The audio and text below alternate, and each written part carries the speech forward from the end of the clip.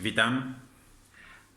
Będę dzisiaj dzielił się Słowem Bożym, które Bóg stawił w moim sercu ostatnio w niedzielę. To było wczoraj. I słowo, którym dzieliłem się w kościele i na którym tak naprawdę każdy się zastanowił. To słowo mnie wzbogaciło bardzo duchowo w sobotę, gdy to poczytałem i miałem to pragnienie, żeby się podzielić po prostu z innymi. To słowo mówi troszeczkę o miłości Bożej i konkretnie o tym, jak Bóg, który zna nasze słabości, zna nasze upadki, nas jednak nie zostawia. Bóg, który nas kocha tak bardzo, że jeżeli uznaje nas za siebie, czyli jeżeli tak naprawdę my zapraszamy Go do naszego życia, jakiekolwiek sytuacje by nas spotkały, to nie zmienia miłości, nie zmienia postawy Boga wobec nas. Izajasza 46 mówi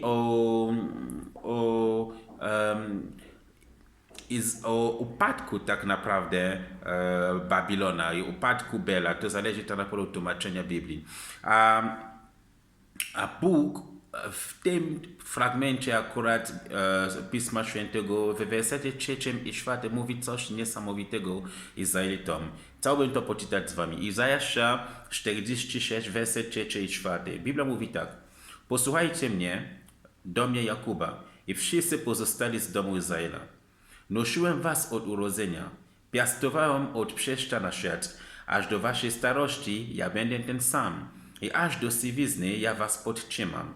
Ja tak czyniłem, ja nadal noszę, ja też podtrzymam was i ocalę. Co jest niesamowite, że Bóg po prostu w tym fragmencie mówi, jak bardzo mu zależy, aby podtrzymać Izraela ze sobą, żeby cokolwiek by się wydarzyło, bo ten lud tak naprawdę robił wiele rzeczy przeciwko woli Bożej, na tyle, że gdyby Bóg nie miał miłości, cierpliwości do nich, to dawno by zmienił całkowicie oblicze tego ludu. Ale miłość jest tym, czym się kieruje Bóg, gdy patrzy na swoich. Miłość jest tym, czym kieruje się codziennie, gdy patrzy na Ciebie i na mnie. Jeżeli oddałeś swoje serce Jezusowi, a jeżeli oddałeś się w pełni Jezusowi, prawda jest taka, że będą momenty trudności, będą momenty, w które będziesz się jakoś tam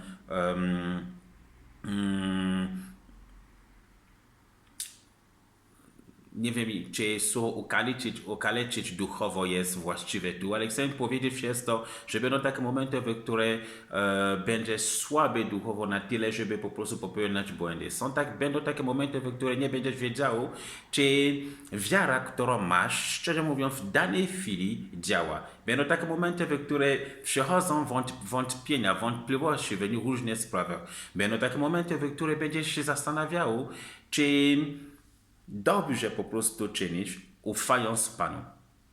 Słowo, które czytałem przed chwilą, jest niesamowite.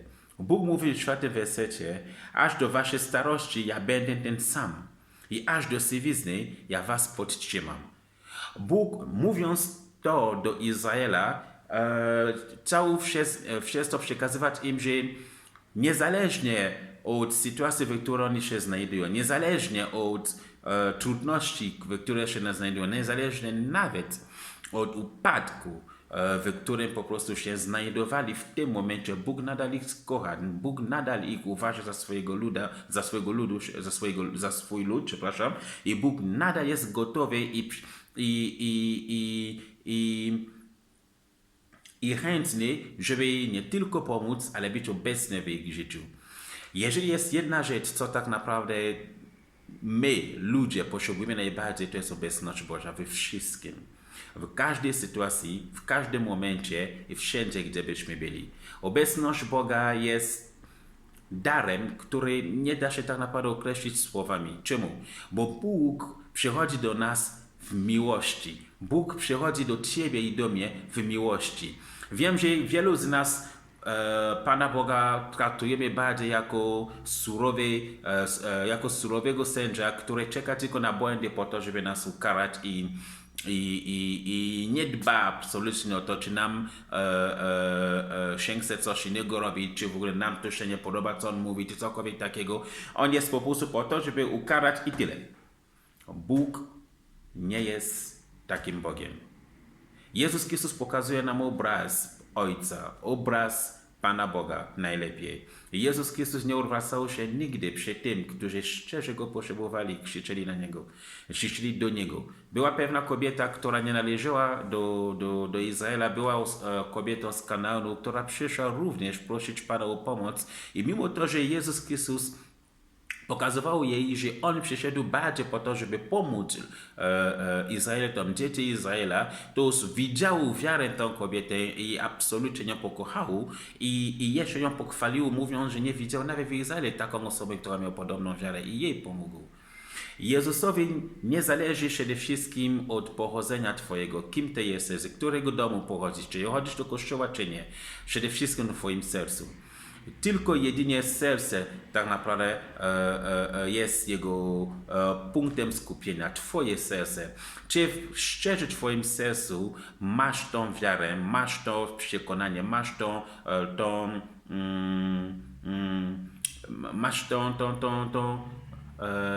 tą chęć przebywania z Nim, tą potrzebę tak naprawdę, żeby przebywać z Nim. Bóg mówi tak, że każdy, którego szuka, znajdzie go, jeżeli go szuka całym swoim sercem. To oznacza, że wszyscy, którzy otworzyli swoje serce raz Panu i szczerze to zrobili, każdy z nich tak naprawdę, zapraszając go, otrzymywali to, o co poprosili, bo Bóg jest wierny swojego słowa. I takiej osobie, takiemu człowiekowi mówi tutaj, tak naprawdę w tym fragmencie, że cokolwiek by było, będę z Tobą. Gdziekolwiek byś był, będę z Tobą. Cokolwiek by z Tobą się działo, będę z Tobą. To nie oznacza, że Bóg będzie popierał każdą decyzję, którą robimy, bo czasem będziemy źle decydować. To nie oznacza, że Bóg będzie zachęcał do tego, byśmy robili po prostu tak, jak nasze ciało po prostu zapragnie, nie wiem, napędy własnej woli, własnego ego. To są rzeczy, które Bóg może absolutnie nie popiera. To nie zmienia na faktu, że z miłości Jego On nie jest od nas odcięty, On nie jest daleko od nas. Co chcę przez to powiedzieć? Że mimo tego, że Bóg nie lubi grzechu, to nie oznacza, że Bóg tak naprawdę nie lubi lub nie kocha grzesznika. Grzesznik jest ten, który robi rzeczy, które są przeciwne woli Bożej. Bóg walczy codziennie po to, żeby się prowadzić takie osoby do spełnienia tak naprawdę swoją właściwą inaczej swoje właściwe przeznaczenie, bo każdy z nas znajduje swoje przeznaczenie w Panu. Każdy z nas ma swoje przeznaczenie u Niego. Mówi w tym fragmencie na przykład coś takiego, że nosiłem was od urodzenia, piastowałem od przyjścia na świat. To oznacza, że Bóg zainteresował się swoim ludem, gdy jeszcze ci ludzie byli jeszcze w łonach swoich matek. I to jest niesamowite. Wiele osób w Nowym Testamencie to potwierdzili. Paweł to mówi, że Bóg go poznał, zanim się urodził. Bóg to przekazywał jeszcze w Starym Testamencie Jeremiasza, nie wiem, czy mówię Jeremiasza, czy Jeremiaszowi, nie wiem, ale Jeremiasz również po prostu był osobą, którą Bóg znalazł, zanim w ogóle się urodził. Jest ich mnóstwo. Samuel został poświęcony Bogu przez jego matkę, więc Bóg go poznał jeszcze wcześniej, zanim się urodził. Jest wielu takich osób, którzy potwierdzają to słowo, że ci, którzy tak naprawdę otwierają się Panu, wchodzą do przeznaczenia, które Bóg ich już przedstawił wcześniej. Prawda jest taka, że jeżeli Bóg szczerze istnieje, jeżeli Bóg szczerze jest stworzycielem życia, to Bóg jednocześnie wszystko, co znajduje się w życiu, jest ten, który to koordynuje na tyle, żeby to życie było sensowne i żeby to życie było tak naprawdę szczęśliwe dla tych, którzy będą mogli z tego skorzystać. A skoro jesteśmy również elementem tego życia i że szczerze elementem Jego planu i że szczerze życie jest nam podarowane, bo jeżeli Bóg jest właścicielem życia i nam daje po prostu to życie na tyle, żebyśmy mogli w tym się rozwijać się, spełniać, to życie, to nam daje Pan, jest dobre, ale to życie nie jest dane na takich warunkach, na których zawsze nam to się podoba. Szczerze mówiąc, Bóg już ma plany o każdym człowieku, zanim ten człowiek się rodzi. Ja głęboko wierzę w to, że każdy z nas jesteśmy przeznaczeni do wielkich rzeczy, do rzeczy niesamowitych, według planu, który Pan Bóg po prostu przygotował i każdy z nas może tylko jedynie szczerze spełniać się i poznać prawdziwe szczęście, jedynie gdy wchodzi w tych planach. Bóg mówi swoim ludom, że zanim oni się urodzili, to ich poznał, to ich znał. A dzisiaj lud Boży to są ci, którzy należą do Jezusa Chrystusa, ci, którzy szczerze oddają lub oddawali swoje życie Jezusowi. Ci, którzy naprawdę mają wiarę i rozwijają relację, intymność z Panem, są Jego ludem. A ci ludzie, którzy to robią z całym sercem otwartym, ci, którzy mają to szczęście wchodzić w relację z Bogiem, to tak naprawdę ci ludzie są ludem Bożym na dzisiejszy czas. I ten werset, te dwa wersety, które czytałem, są również kierowane do takich osób. Jeżeli jesteś taką osobą, jeżeli uważasz się za niegodna miłości Bożej, za to, że za dużo błędów popełniasz, za to, że za dużo po prostu obiecałaś i nie zrobiłaś, za to, że za dużo sobie po prostu wyznaczyłaś celów i nie była w stanie je spełnić. Jeżeli uważasz się za niegodny miłości Bożej, chciałbym Ci powiedzieć, że nie możesz być bardziej mylny. Bo Bóg kocha Ciebie niezależnie od Twoich tak naprawdę uczynków. Bo miłość Boża dla nas nie jest na podstawie tego, co my robimy. On nas pokochał, zanim istnieliśmy. Nic nie robiliśmy po to, żeby zasłużyć na Jego miłość. Jego miłość była zawsze, zanim się po prostu urodziliśmy. Zawsze. A ta miłość istniała, zanim nawet Go poznaliśmy. A więc nie ma czegoś takiego, co możemy robić, co mogłoby gasić miłość, którą Bóg ma dla nas. Jeżeli Bóg lubi i kocha tych, którzy się oddalają od Niego i szuka ich cały czas i stara się ich przeprowadzać do właściwej drogi, o ile bardziej pokocha Ciebie, jeżeli Ty tak naprawdę decydowałeś się na takie życie we woli Bożej. Więc nie ma czegoś takiego, co mogłoby Ciebie po prostu odsunąć od Jego miłości. A Bóg tymi wersetami jeszcze potwierdził mi, że niezależnie od moich porażek, od moich sukcesów, to tak naprawdę Jego miłość dla mnie jest absolutnie taka sama. Bóg mnie nie kocha dlatego, że jestem osobą, która mówi o Nim lub która czas do czasu po prostu robi coś fajnego. Bóg mnie kocha po prostu dlatego, że istnieje. Bóg mnie kocha po prostu dlatego, że jestem Jego. A miłość Jego odczuwam ja w momencie, w którym otwieram się po prostu na Jego Słowo. Otwieram się na Niego tak naprawdę. Bo Jego Słowo to On jednocześnie. Więc Bóg jest wierny swojej miłości niezależnie od Twoich uczynków. Przestań się oskarżać, przestań po prostu uważać siebie na złego człowieka, na złą kobietę, na niezgodną osobę, bo te rzeczy to są te wszystkie oskarżenia, które po prostu wróg wsadza do twojego umysłu na tyle, żebyś skupił się lub skupiła się na Twoje porażkach, a nie na miłość i na możliwości, które Bóg daje Tobie. Miłość Boga otwiera bram do spełnienia się, a tylko gdy poznajesz miłość Bożą, że masz tą pewność i masz to przekonanie i masz tą nadzieję i masz tą wiarę, prawdziwą wiarę, stabilną taką, że jesteś w stanie dążyć do czegoś wielkiego, do czegoś, czego Pan tak naprawdę, do tego, czego Pan przygotował dla Ciebie, zanim nawet się urodziłeś. Tymi fragmentami chciałbym po prostu zachęcać każdego, który ogląda to wideo, że nie jesteś za mały, nie jesteś nieznaczący dla Pana. Nie ma czegoś takiego dla Niego. Każda osoba jest bardzo ważna dla Niego. I każda osoba ma swoją wartość u Boga.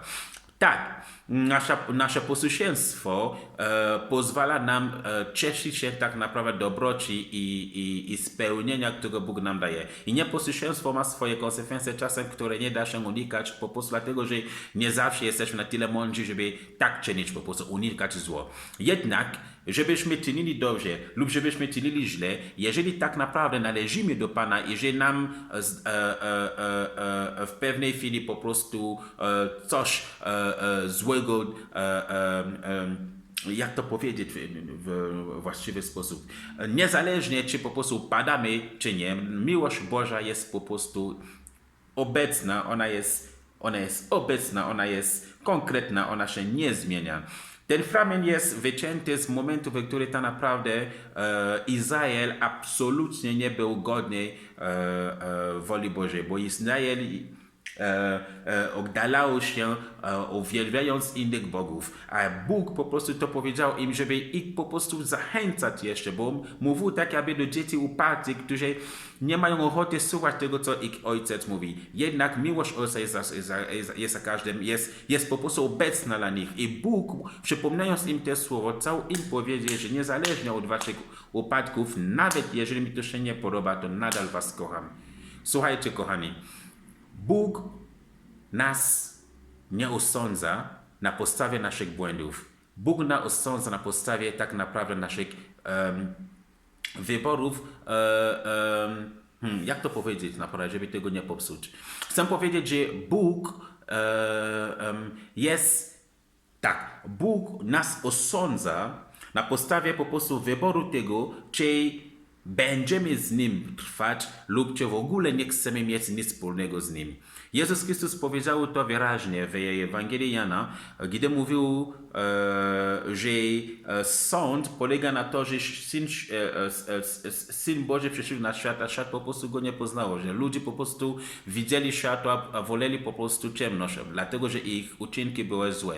Jeżeli dobrowolnie oddalamy się od Boga i nie chcemy nic wspólnego z Nim, to niestety za te wybory również są pewne konsekwencje, które przychodzą. Ale jeżeli idziemy z Nim, a okaże się czas do czasu, a okaże się, że po prostu padamy lub popełniamy błędy i coś takiego tam, jeżeli nadal nasze serce jest otwarte na Pana, jestem przekonany, że nie tylko jesteśmy w stanie wrócić na właściwe to, ale również po prostu poprawić się na tyle, żebyśmy widzieli i doświadczyli jeszcze mocniejszą miłość. Historia syna marnotrawnego bardzo, bardzo dużo nas uczy akurat o miłości, cierpliwości, o zaufaniu i o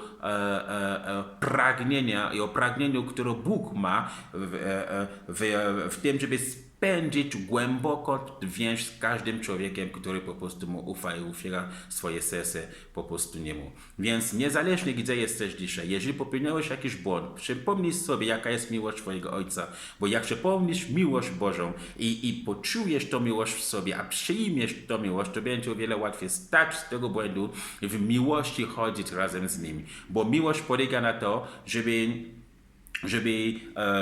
czynić akurat z przekonaniem, z całym swoim sercem to, co należy robić, żeby nie obrażać drugą osobę, obrażać tą, którą kochamy. Więc jeżeli naprawdę miłujemy również Boga, to nie będziemy chcieli, żeby Go w jakimkolwiek po prostu sposób zasmucić, bo czasem to robimy. Jednak nawet jeżeli jest bardzo źle, gdziekolwiek byś się znalazł, pamiętaj o tym, że miłość Boża dla Ciebie nigdy nie zniknie.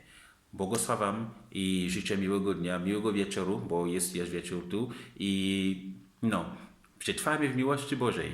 Nie ma nic lepszego od tego. Miłość nas uczy wytrwałości, cierpliwości, poświęcenia, ale przede wszystkim miłość uczy nas poznawać, kim jest Pan Bóg dla nas. I dzięki tym jest o wiele łatwiej kochać Go, służyć Mu, przetrwać z Nim i zbierać po prostu owoce.